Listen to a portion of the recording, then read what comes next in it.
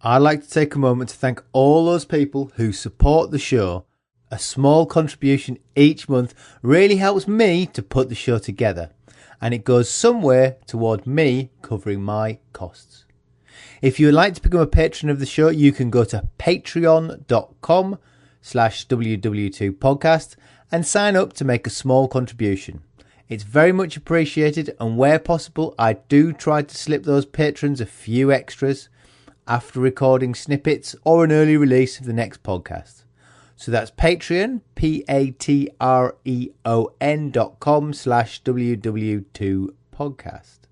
Hello, and welcome to another World War II podcast. I'm Angus Wallace. I was recently thrilled to see a new book out looking at Douglas MacArthur and the war in the Pacific. MacArthur is one of those personalities that war throws up which I find very hard to pin down. They have big personalities and seemingly huge confidence within themselves that overrides everything else. Another two examples for me would be Monty and Patton. I'm joined by Walter Borneman, author of MacArthur at War, World War II in the Pacific. Thank you for joining me, Walter. I think we need to start with Douglas MacArthur's background. Where did he come from? What is his background? MacArthur was very definitely a 19th century man, and I think that has a lot to do with some of his theories and views as World War II goes on. But he's born in 1880. His father is a Civil War veteran who has led a relatively famous charge up Missionary Ridge during the Battle of Chattanooga. And it's a charge that I think he tells his son about many, many times. And always in the back of Douglas MacArthur's mind, I think, is his attempt to rise to this level of great hero and great leader like his father was. And of course, he followed in his father's footsteps. His father had not gone to West Point, but Douglas does, graduating in 1903, first in his class. And then he spends a fair amount of time in the Philippines before the First World War, goes to France in World War I, is engaged in the trench warfare there with the famous Rainbow Division, made up of a number of American National Guard units. And he really establishes himself as a frontline soldier, a frontline leader. I think just prior to World War I, and that's sort of illustrated when he's recommended for the Medal of Honor in 1914. Yes, that's just before World War I. He's gone and done sort of a clandestine spy operation into Mexico. Sometimes people forget that there was considerable friction between the United States and Mexico prior to World War I. Even thoughts that somehow, the famous Zimmerman telegram and all, that somehow Germany and Mexico were going to team up and Mexico's reward would be retaking the Southwest United States.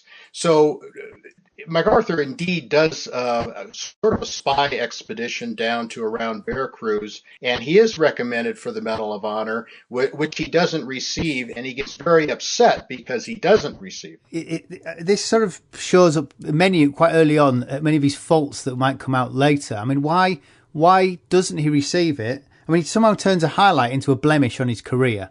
That's true, because what happens is that he certainly led, let's call it heroic. It was certainly dangerous to himself, but there were people on his staff who said, oh gosh, he ought to receive the Medal of Honor for this. Now, two things. One, the Medal of Honor in those days was given out much more generously than the standards for the Medal of Honor became in World War II.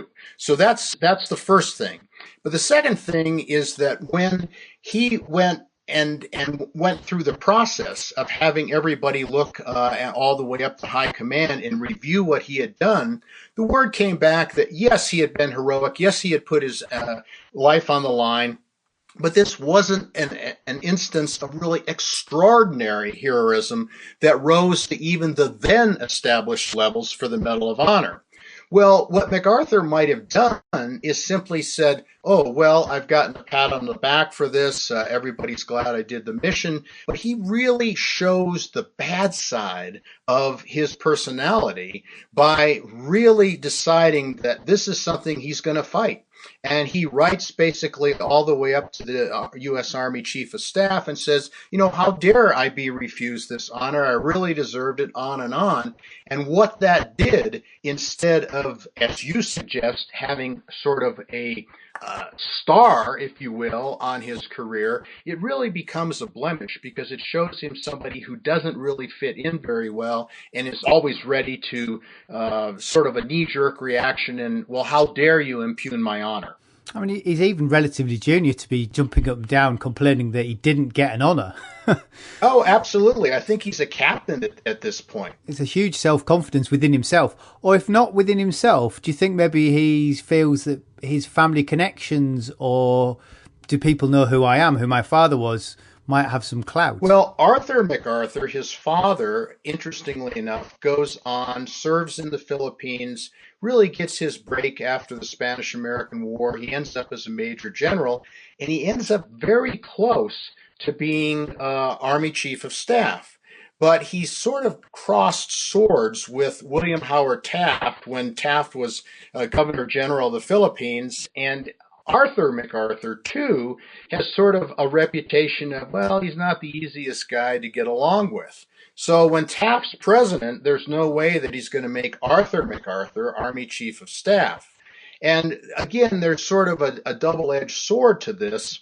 On the one hand, that means that there are a lot of people in the administration and higher Army ranks who don't think a lot about Arthur or Douglas MacArthur. But the flip side of that is that there is a junior cadre of Army officers, including John J. Pershing, who owe a lot of their career to Arthur MacArthur, Douglas's father. And they're going to do, one way or the other, a lot to support young Douglas's rise up the ranks. Is that one reason why he was still a relatively junior officer when he gets command of the Rainbow Division in the First World War? Yes, and what really happens with the Rainbow Division, he's working for Newton Baker in the War Department. Newton Baker's the Secretary of War, and he's basically made Chief of Staff of the Rainbow Division. And he ends up commanding one of its regiments later on in the war, but he's really only the commander of the division for a very, very short period of time in 1918, right after the armistice. So as Chief of Staff to a commanding general, a man named Menaher, who is sort of aging and not too hands-on and engaged, as Chief of Staff, it really gives MacArthur almost carte blanche to go around and visit the regiments, do these frontline inspections, lead, clandestine missions into no man's land to see what's going on. And I think this is a whole different kind of MacArthur than we're going to see when you and I get to 1942 on Bataan and what he does or doesn't do there. So yeah, he had a good enough First World War record to get him made Superintendent of West Point, which is a high-profile position after the war. How did he do at West Point? Did he reveal himself to be a particularly forward-thinking? Had he learnt the lessons of the First World War and was imbuing them on his students? MacArthur didn't want to take the West Point assignment, but he was basically told, yes, you are going to go and do that. And you are going to bring West Point, which, before the war, everybody's been out there learning horsemanship and sort of, those kind of officer qualities. And he's really charged with, based on his experience in the First World War, bringing West Point into the future. And he does a pretty good job of that. Now, he's got the typical MacArthur flair. He shows up in a raccoon coat and doesn't always wear regulation uniforms. That's something MacArthur does all his entire career. But at the basis, again, once you look through that showy veneer, what he does in terms of implementing new curriculum, putting people, cadets out in the field during the summer for actual military training instead of these luxurious sort of campouts that used to go on. all of those things, and stressing athletics. All of those things are very important to West Point. And of course, he meets up against some opposition from the establishment, the older officers there, dogs they're called, disgruntled old grads by some. But he does a good job at West Point for the 3 years that he's there. And he has various interwar posts, but obviously his big, what would be the pinnacle for most people's careers, is in 1930 he's made Chief of Staff of the U.S. Army. Yes, in 1930 he's made Chief of Staff of the U.S. Army, and he's only 50, which is relatively young at that point for being Army Chief of Staff. Now, the U.S. Army is very, very small after the demobilization, after the First World War, and of course the 20s, a whole isolationism movement in the United States. So the U.S. Army is almost minuscule by comparison to its wartime strengths. But as Chief of Staff of the Army, he really is at the pinnacle of the U.S. military. How did he do? Forward thinkers in Germany were realigning their army for a great expansion later on. They understood air power and armoured warfare and things. And he, in many respects, is not under similar constraints of it. There's a downward pressure to make the army smaller, budget cuts. How does he do in shaping the army for the future? MacArthur really tries to increase the army, but I think the key thing to focus on might be his failure to embrace air power. He's really against any kind of separate Air Force for sure. And even in terms of some of the things that he's doing in the Army with air power, he doesn't really want to have bombers until he learns the Navy has offensive bombers. And then, of course, there's even then this friction between the Army and Navy. Well, we're going to be responsible for coastal stuff, or we're going to be responsible for offensive bombing. And he really needs to work through that process. But the bottom line, I think, as far as MacArthur and air power, is that all the way through the 30s, up until December 7th of 1941, he really fails to embrace air power. There's in the few weeks and months even before Pearl Harbor, he's beginning to talk about B-17s in the Philippines, but he's very, very late to the table in terms of embracing air power. Towards the end of his tenure, FDR becomes president. How was his relationship? Did he already know FDR? He knew FDR from his work in the War Department prior to World War I, when FDR is there as Assistant Secretary of the Navy. And they have some interaction, and I think they have a tiny bit of interaction perhaps after MacArthur gets to West Point. Of course, relatively quickly after that time, FDR is stricken with polio and pretty well out of the process for a while. But they definitely know one another. And I think what Roosevelt does, as he does repeatedly in the build-up to World War II, is look to people who are, as MacArthur is, certainly diametrically opposed to him politically, but to look at people in the Republican Party, the conservative side of things, for cover for what Roosevelt is trying to do in terms of slowly but surely put America on a footing where it can engage in a world war again. And what that means from MacArthur's standpoint is that Roosevelt keeps him on for an additional year and a half, perhaps, as Army Chief of Staff after his 4-year term. And Roosevelt sends him up to Congress and puts him as sort of the point man to go ahead and lobby for increases in military spending. You got to remember, this is the depths of the Great Depression, and money's tight. There's been this whole ugly scene just before Roosevelt is elected president of the bonus march and the veterans trying to get bonuses, and MacArthur being at the forefront routing them.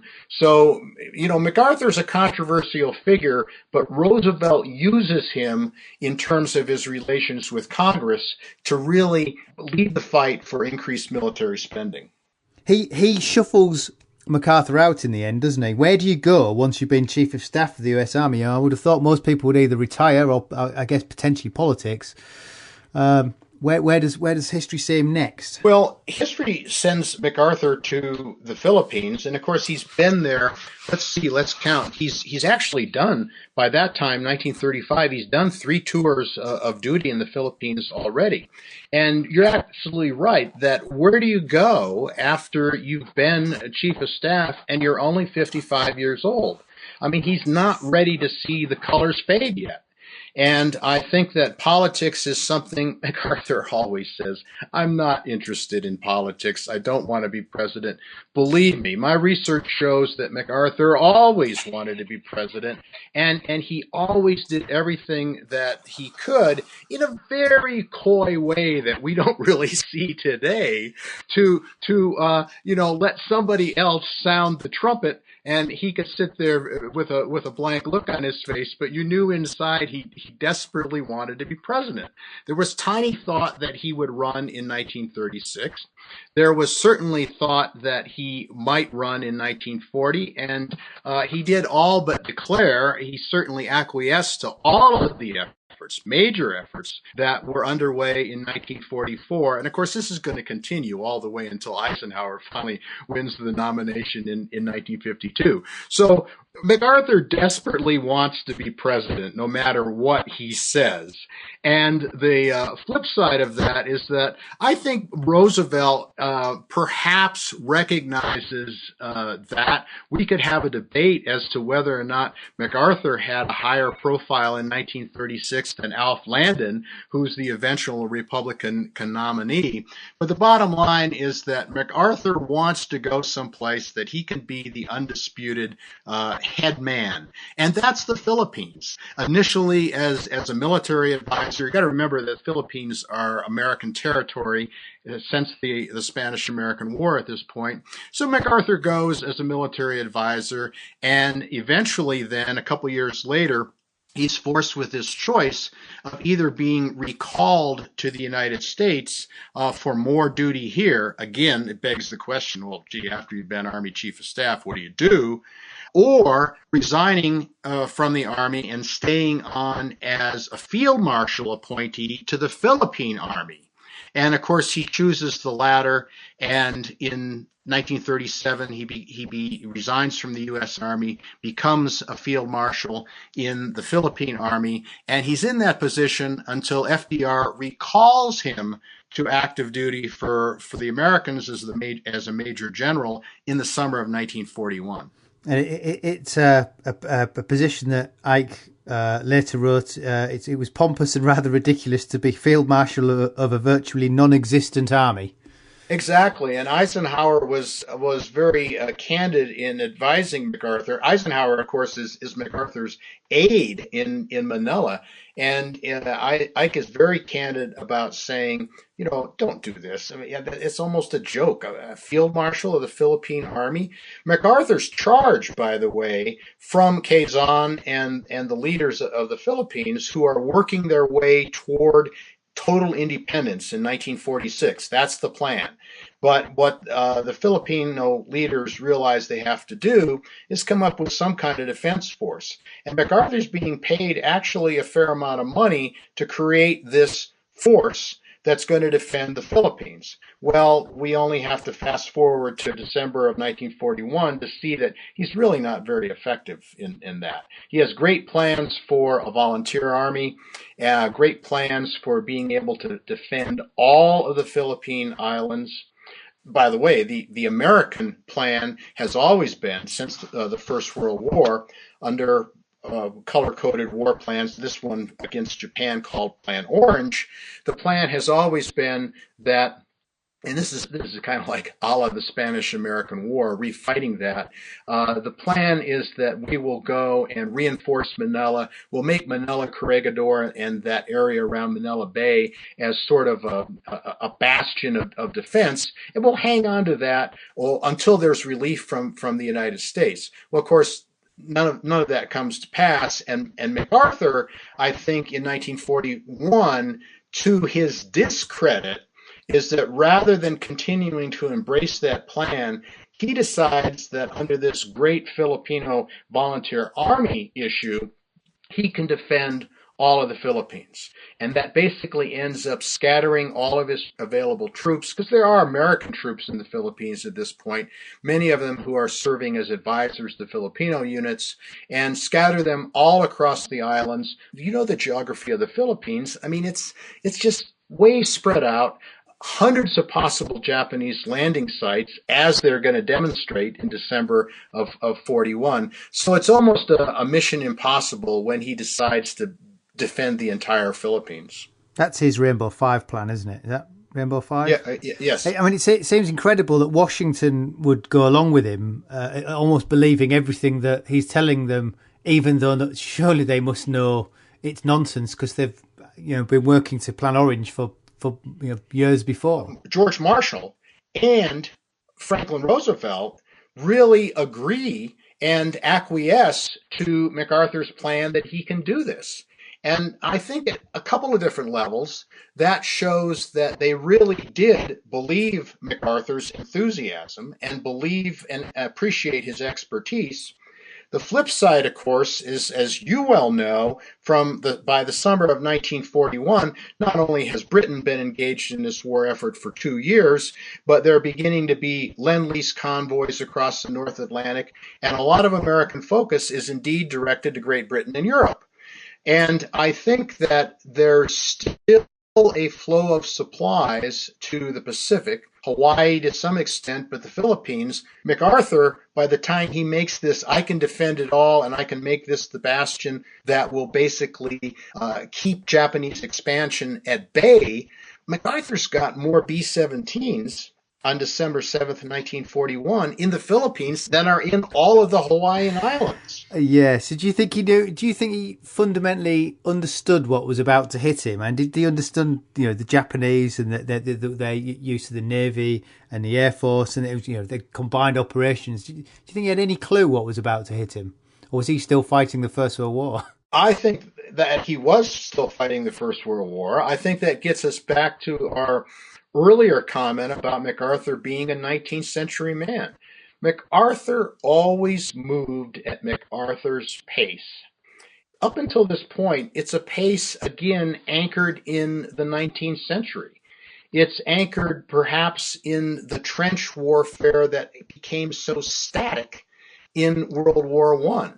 The Japanese, on December 7th, 1941, and of course with the date line, it's December 8th in Manila, where MacArthur is, the Japanese, the fury of their onslaught really overwhelms MacArthur.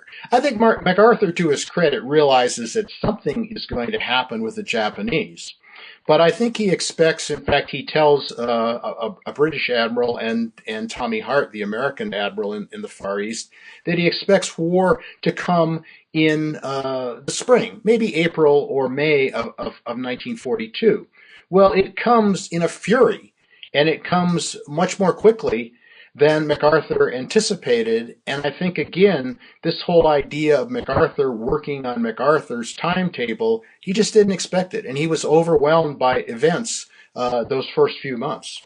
You say about him moving at his own pace. I have a note to myself saying he was like a rabbit caught in the headlights. Because it took him 7 hours to respond to Pearl Harbor, at which time, his Air Force at Clark Field's decimated. And who's to blame for such it's a long period of time when nothing's happening? He knows the Japanese are airborne, their ships are about, he doesn't know where they are, yet he does nothing. Under the Rainbow Five plan, he was supposed to launch B-17 raids against Formosa. Now, he's only got 35, maybe 34 operational planes, and we could argue that if they'd been sent to Formosa, not much would have been accomplished, and perhaps none of them would have returned. But nonetheless, those were his orders to effect some type of counterattack. And he didn't do that for a fairly long period of time. Maybe even more damning, during those 7 hours you refer to, he really didn't do a very good job of consulting with his Air Force. Louis Brereton, who's in charge of his Air Force, is trying to see him.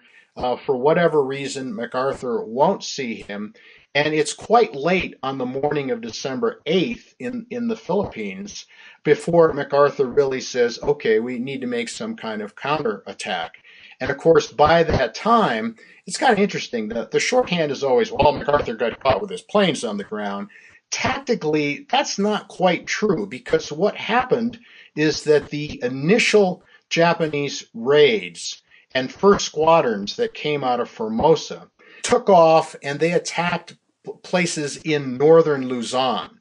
And then a fog settled in over Formosa and delayed the second wave. So what happens is that this first wave, there's airborne alerts and everything of this first wave. They scramble the bombers, they scramble the fighters out of Clark Field and other air bases, fighter air bases around Manila.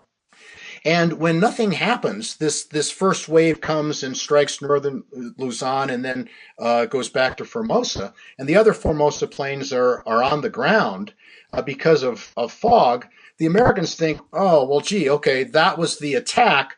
They land the bombers, they land the fighters, they're being refueled, the crews go to eat lunch. And of course, by that time, the serendipity is really on the side of the Japanese. The fog is lifted on Formosa. The main waves are attacking, and that's when they come over Clark Field and catch the B-17s and all of the fighters on the ground. So, at the bottom line of that, I think, is that MacArthur has to take the responsibility as the commander in the field, for sure.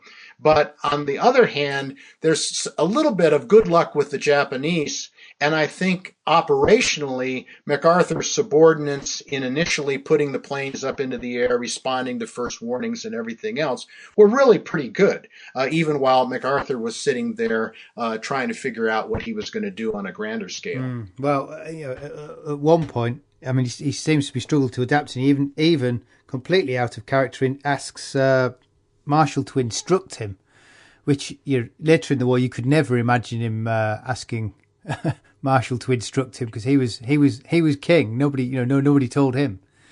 And I think that goes to the point of MacArthur being a little bit in shock and overwhelmed, that he does ask for instructions, and rarely, as you point out, rarely does that happen during MacArthur's career. And as the troops fall back, and he ends up on it's Corregidor, isn't it? He ends up on, yes, Corregidor. He starts to be labelled by his troops as Dugout Doug, as they're clinging on to Bataan. I mean, was that fair title? I mean, First World War, he has a fine record of being at the front in danger. Well, the background, of course, to Bataan is MacArthur's almost made this problem himself by deciding he should spread out his troops and spread out his supplies and try to defend the entire Philippines. It becomes very, very apparent, maybe within a matter of days after Pearl Harbor, that this simply isn't going to work. The Japanese land in 3 or 4 major locations. They're all pushing across Luzon toward Manila, and MacArthur suddenly realizes that he's got to get his men and supplies back to a strong point to defend the area, and that ends up being the Bataan Peninsula, and of course also Corregidor in Manila Bay, where his headquarters are. So the problem is not only moving men back to Bataan, but also supplies. The tragedy of Bataan, even before the Death March, is that there are some 100,000 American and Filipino troops on Bataan who basically have almost nothing to eat, because all of these supplies have been spread out. And once Japanese air power is brought to bear, trains and trucks and everything needed to bring that material back to a central stronghold like Bataan simply isn't able to occur. So the problem is that they're not supplied, and they have Japanese coming at them from every different point of the compass. And MacArthur hunkers down on Corregidor and really begins to wonder what he should do. Now, in the First World War, I think he was out in the trenches all the time. If he had taken a page from that book, I think he would have been on Bataan a lot, but he was only on Bataan one visit, January 10th of 1942, and he never went back. And I think it's an interesting question, and I don't know that there's any firm answer. I speculate that one of the reasons that he didn't go back is that he really knew they were doomed. That as much as he wanted help and had requested help from the U.S., again, just the speed with which everything was happening and American engagements and issues related to not only Europe, but Pearl Harbor certainly meant that they just weren't going to be resupplied. And I think maybe it goes to part to his ego. It goes part to just not being able to face up to the fact that things didn't look very good. MacArthur was always at least put on a very optimistic face, and that was certainly a time that no one could have put on an optimistic face. Yet Eisenhower thought the situation on Bataan was perfect for MacArthur. Because he was, again, sort of the lone wolf. MacArthur kept talking about in typical American fashion, the Alamo, and boy, let's remember these defenders. And I think that MacArthur always had a part of a martyr complex about him. And I think that at some level, he saw himself as a martyr and going down to his death. Of course, there were other issues that immediately came to play. He's the only American officer who's got his wife and family with him, his little son, 4-year-old Arthur. I think it weighed heavily on him, what was going to happen to them. And of course, there are political issues involved too, that ultimately Franklin Roosevelt and George Marshall recognized that, hey, we really don't want our main man in the Far East being killed. We certainly don't want him being captured and paraded for Japanese propaganda operations. So that ultimately leads to Roosevelt issuing the order that MacArthur needs to leave Corregidor and his post in the Philippines and escape to Australia. How was that seen in the US? Because some might say it's he's abandoning the situation. Well, I think Germany and Japan used it as evidence that America was being defeated in the Far East. I think in the United States, Roosevelt went out of his way at a couple of press conferences and others to say, look, our enemies are going to call this a defeat, but I assure you that Douglas MacArthur can be much more valuable to the war effort in Australia and leading the fight back than he can be remaining on Corregidor. And that's the way that the American public is told this story. And of course, the idea of going to Australia, this is a big boost to morale in Australia. Got to remember that many Australian divisions at this point are fighting in the area around Cairo and Egypt and that whole North African front. And Australia's nervous. I mean, they think they may be invaded. And the idea that America is suddenly going to jump in, send their leading general to Australia, and at least begin as sort of an image of reinforcing the continent and making it a bulwark of defense and then planning an attack back, that's a big morale booster. And of course, MacArthur gets to Australia and realizes, well, gosh, the Australian troops are pretty well spread out, and we've barely got one division of U.S. troops en route, and it's going to be a long, long time before he gets back to the Philippines. I think the greatest thing about MacArthur is exactly that. During this period, he's a huge morale booster, not only to the American public who needs some kind of hero, but also to the folks in Australia who are looking to somebody to really personify the Allied war effort against the Japanese. Well, they were really looking down the barrel of a gun, really, weren't they? I mean, everywhere else had been overridden with such speed. Australia was the last, the last bastion. I mean, they were probably quite right to be worried. What was his when he gets to Australia? it's a split. It's a split command. How do they divide up the? It's not quite as simple as MacArthur's the man in Australia fighting the Japanese in the Pacific, is it? Well, no, it becomes a little bit more complicated than that. I think the thing to remember is that there's always these twin drives across the Pacific.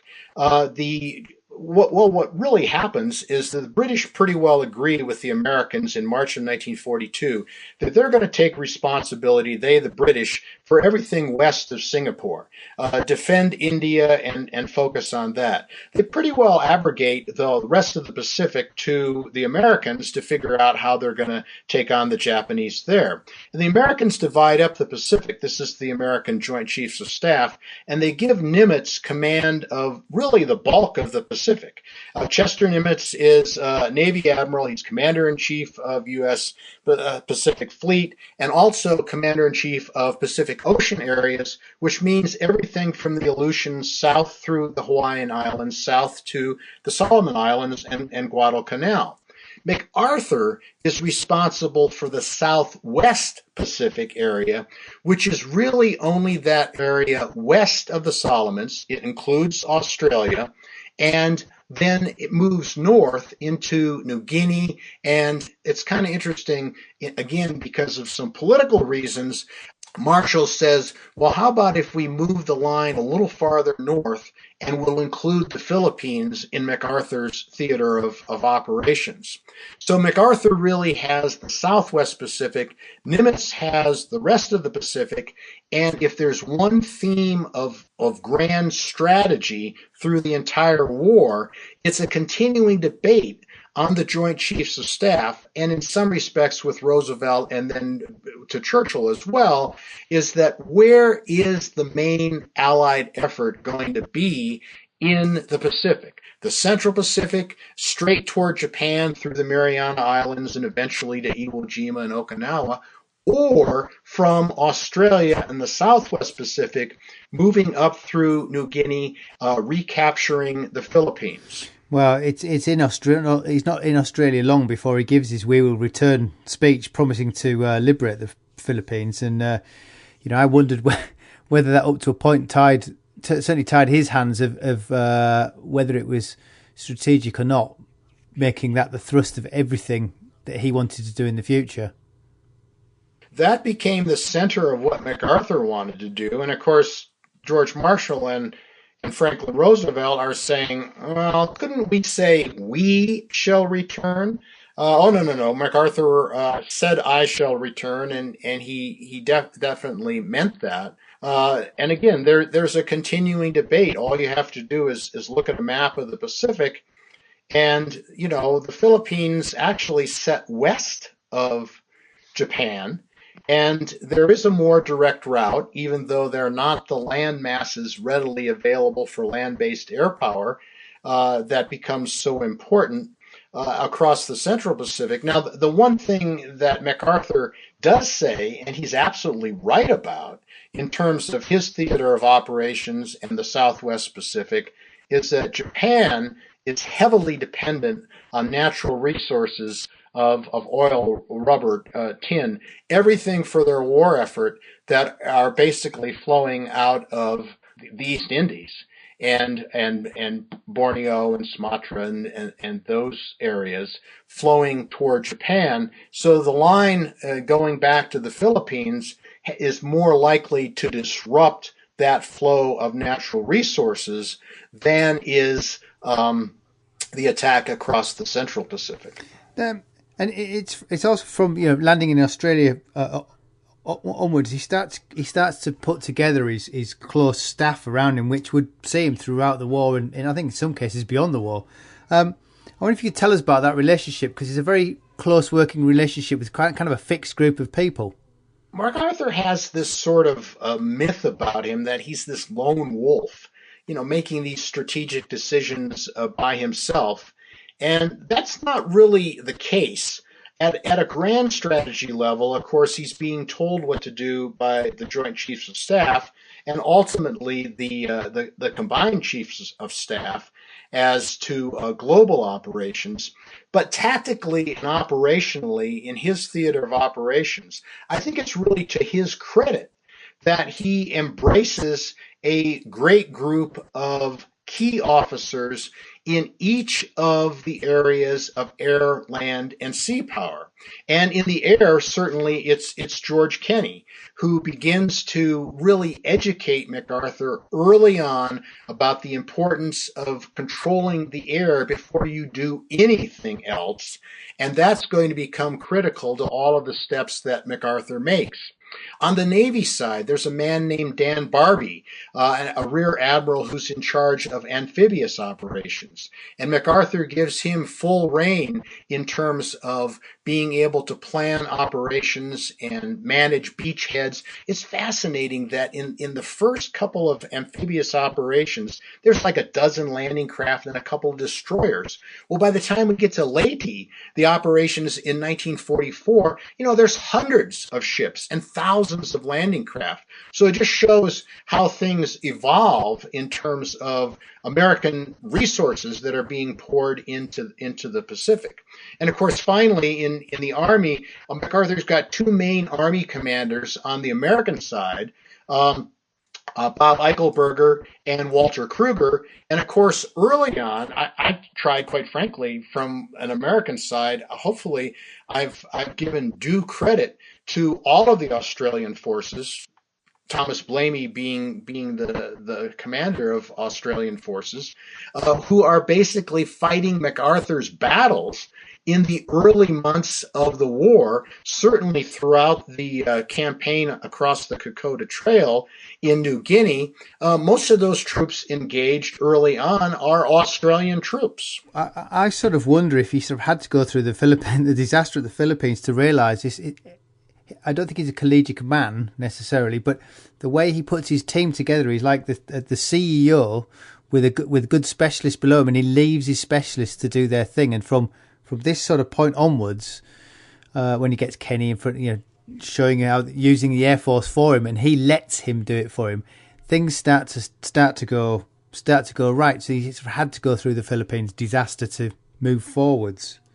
There's no question that MacArthur evolves, and I think that's one of the great stories and great strengths of MacArthur, is that he really evolves in this whole concept of combined operations. It's definitely of necessity, and he's definitely taken it on the chin to learn that lesson, as you suggest, in the Philippines. But even by the fall of 1942, beginning to see what Kenny is doing with air power, and particularly after the Battle of the Bismarck Sea in March of 1943, with air power just decimating Japanese resupply convoys bound for New Guinea, MacArthur really does embrace combined operations. And we could say he had to do that because of the geography and the expanse and the terrain of the Southwest Pacific, but he does it very well. And while, again, there's some myths that we can talk about that, no, he didn't invent island hopping and this whole idea of jumping over strong points evolves much more from a number of different people. It's much more of a team effort.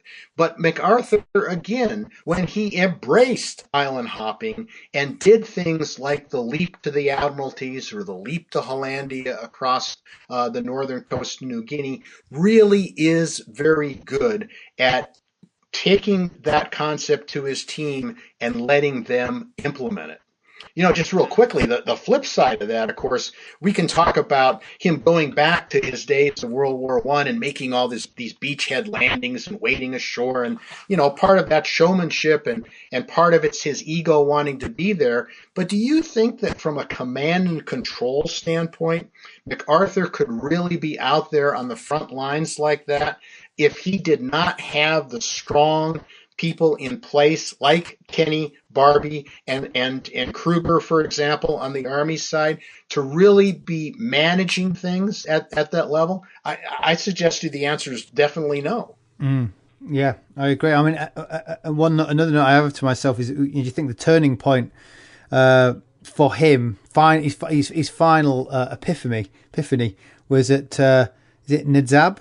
Where he accompanies the airborne troops. I mean, I wondered if that's the that's the first step on a long road to losing his dugout, Doug image, because from that point onwards he starts doing this wading ashore everywhere. I think that's absolutely true. And that story briefly is that he decides in September of 1943 to fly in a B-17 and accompany a big paratroop drop at a place called Nadzab behind the Japanese lines. And it's sort of part of his continuing operations through New Guinea. But I think he comes back sort of energized by that, and he does that more. And of course, 6 months later, he decides to be on the bridge of the cruiser Phoenix off the Admiralty Islands. That's the photograph that's on the cover of my book. And he basically lands there, and then I think, for a variety of reasons, decides that, wow, he wants to be in the front with his troops. It's good press. It's good publicity. MacArthur was always concerned about that. It kind of built him up. And you're right. I mean, it went a long way toward erasing the dugout Doug image. But again, I just think the most important point of that is that he couldn't have done that from a command and control standpoint if he hadn't been smart enough, quite frankly, to select competent leaders and be willing to delegate operations to them. He finally does return to the Philippines. I mean, we're skipping through the Pacific quite quick, but he finally does return to the Philippines, but he somehow gets on the agenda. People seem to blow hot and cold on it. How did he manage to push it through in the end? Or was it sheer force of will? I think he pushed the Philippines through because the Joint Chiefs never could agree until really very late in 1944 which line was going to take precedence, either through Nimitz's Central Pacific or MacArthur's Southwest Pacific. And in the end, while the Central Pacific, we could say, ends up taking precedence because it gets into the Marianas and Okinawa, etc., I think the Joint Chiefs recognize that this whole other arm and front that MacArthur's been leading really has kept the Japanese off balance. They're not sure which front to counter, and there are so many resources of men and ships and everything else by late 1944 that have poured into the Pacific that it's no longer like in the early months of the war, a question of allocation of resources. The resources are there. So let's just go full bore and accomplish it. And MacArthur is authorized to return to the Philippines, actually ahead of the planned schedule. And he lands late in October of 1944 on Leyte and begins this really pretty ferocious fight for Leyte. The interesting side story of that is that one of the reasons it's so ferocious and prolonged is that it's one of the few leaps that MacArthur has made without Kenny's land-based air really being in place.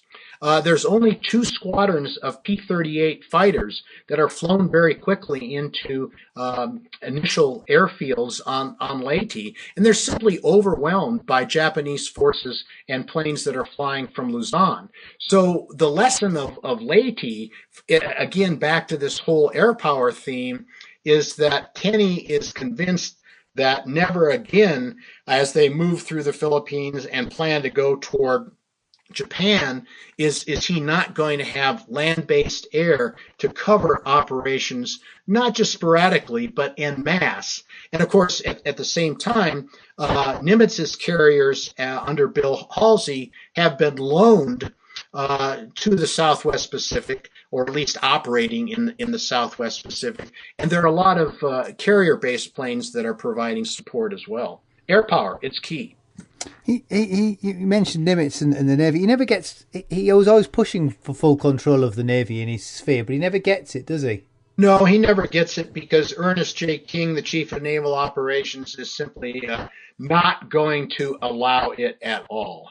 And I think that MacArthur comes to realize that, and by the spring of 1945, he suggests, say, okay, I don't want overall command, but give me command of all Army, which of course at that point includes the Air Force forces in the Pacific, and I'll work together with the Navy. And basically, I think he's thinking ahead to this grand invasion of Japan, initially at Kyushu and then later on the main island. And, if that actually occurs, but for the atomic bombs, that's going to be a greater invasion than even Ike, his former aide, led at Normandy. So I think that's the thinking, and the wheels are turning in MacArthur's brain when he suggests that command arrangement in the spring of 45. And of course, Roosevelt and Marshall agree, and that's slowly put in place. And by the time that Japan surrenders in August of 45, there's really no choice, I don't think, and no other appropriate person to be the Allied commander and accept the surrender for the Allied powers, and then go on to lead the administration of post-war Japan than Douglas MacArthur. I wonder what he thought of the bomb. I mean, in some respects, it really stole his thunder. In other respects, he got the same recognition and status later, but because he wasn't aware of the bomb coming, was he? Well, not until late. No, you're right. He wasn't aware of the bomb. He was briefed on it. He certainly wasn't involved in the decision. He was briefed on it only in a very cursory fashion, literally a few days before it was dropped. He said afterwards that, with the benefit of hindsight, that it wasn't necessary, but at the same time, I think it's very clear that there were a number of Japanese forces massing on Kyushu to oppose that invasion, much stronger than MacArthur wanted to believe in terms of numbers. And there's this huge continuing debate. It continues to today on whether the bombs should have been dropped or not. And I think I've just got to go back to what World War II veterans have told me, including my dad, who was in the Philippines at that point. And, their almost universal response was, it was over. They were glad it was over. They were alive. They were going home. And, the politics and the second guessing, again, it was a question of their lives had been saved because the war ended. And I think sometimes 70 years later, and when we pick apart right decisions, wrong decisions, I've just got to come back to what so many veterans have told me that they felt at that time, sitting there with their rifles, wondering what was the next campaign. Yeah, and I think a lot of people forget that dropping two bombs was one thing, but actually there were low-level bombing from those B-29s, huge tonnages, and more people were dying in some of those raids in a single night than necessarily the firestorms in Tokyo than the atomic bombs. It's amazing that FDR and Marshall, or is it amazing that FDR and Marshall put up with him throughout the war? He was such a difficult man for the pair of them to deal with. You've mentioned we touched upon the machinations of him running for president. He would cry out of going to conferences and things, which I also found a bit peculiar. He would cry out, claiming he was too busy and wouldn't go. It's amazing that they put up with him and it didn't fire him or put him into a post that was not quite so touchy. Well, and I think at some levels that's a compliment to Roosevelt and to George Marshall. They could have hung MacArthur out to dry many times. They could have left him on Corregidor. They could have put him in a different post. Believe it or not, at one point there was even a plan that, well, maybe we need to get him out of the military. We'll send him to Russia and make him ambassador to the Soviet Union. They could have done a lot of things with him. And even as MacArthur is rattling the political scene in 1944, there's an incident when there's an article that's going to be pretty derogatory to MacArthur is about to be published, and Marshall withholds it under the guise of censorship and takes a fair amount of flack for that decision. But I think that the answer, if there is one, is that FDR and Marshall really were looking at a broader global picture. They understood how important MacArthur had become to not only American, but also Australian and Allied morale, and it was difficult to manage him. There was no question about that. And at many levels, MacArthur was his own worst enemy with some of his comments and posturing. But I think that at the end of the day, Roosevelt and Marshall understood that he was important to the war effort, and he really had been a rallying cry. They stood with him. Do you think he ever empathized with these men? Oh, I think that he did. I think that MacArthur gets a lot of criticism for not relating. I think he related as well as his personality allowed. You mentioned and we talked about the paratroop raid. There's a great photograph that's in the book about the commander of that regiment, standing there with MacArthur and Kenny on the tarmac with the C-47s in the background about ready to take off. And MacArthur's got his hand on this colonel, and, there's a look on his face that's kind of like, man, take care, be careful out there. I care about what you and your men are going to do. Now, that's my interpretation. And there are other photographs that show him with similar expressions. And I think this whole idea that MacArthur got fewer casualties, that's not really true if you start to look at the numbers. But at the end of the day, I think it's really unfair to say that he didn't care about the welfare of his men. I think that he absolutely did, and I think that he may not have been able to relate very well. There's a quick story about him showing up on one of the operations in press khakis and with khaki gloves and everything, and encountering an Australian colonel, I think during the Borneo campaign, and near the front lines, and saying, "Well, hey gentlemen, what's going on? How's it going today?" Well, they're trying to advance. It's within a couple hours of landing. There's all kinds of enemy fire. And the colonel basically says, "Get the heck out of here. You're interfering with things." So again, there's MacArthur's personality is not the kind who basically lets him go into the front lines and just kind of throw an arm around somebody and say, "Man, how are we all doing?" That wasn't MacArthur, but that doesn't mean that he didn't care about his troops. I mean, he's certainly one of the best known generals in American history. I mean, finally, do you think he's one of the greatest? That's a fascinating question. He's certainly the best known, one of the best known. Again, when we talk about greatness, there's so many different categories there. Did he stay the course in the Philippines? And in getting back to the Philippines, yes. Who are some of the other leaders that might be in that category? Grant from the Civil War certainly comes to mind. Eisenhower for the kind of coalition building and holding coalitions together that you alluded to at the beginning of our conversation.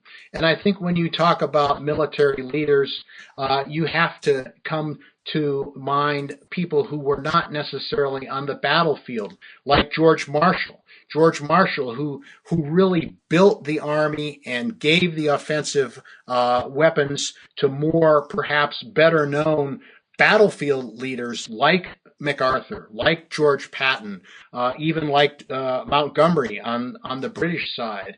But when there are people like Marshall who are kind of looking at the broader picture and taking a global perspective, you weigh what Marshall did versus MacArthur in terms of a scale of greatness. And, I'm not sure that it's that easy to compare apples to apples in that case. Yeah. Well, thank you for joining me. Walter's book, MacArthur at War, World War II in the Pacific, is a great read. It gives a very balanced view of MacArthur. And after reading, I found it very difficult to fit MacArthur into a like him, hate him slot. He's very much more nuanced. Give it a read and let me know what you think. You can find me on Facebook, WWII Podcast. Don't forget, if you enjoyed the show, why not slip me $1 via Patreon? But until next time, I'm Angus Wallace, and thanks for listening.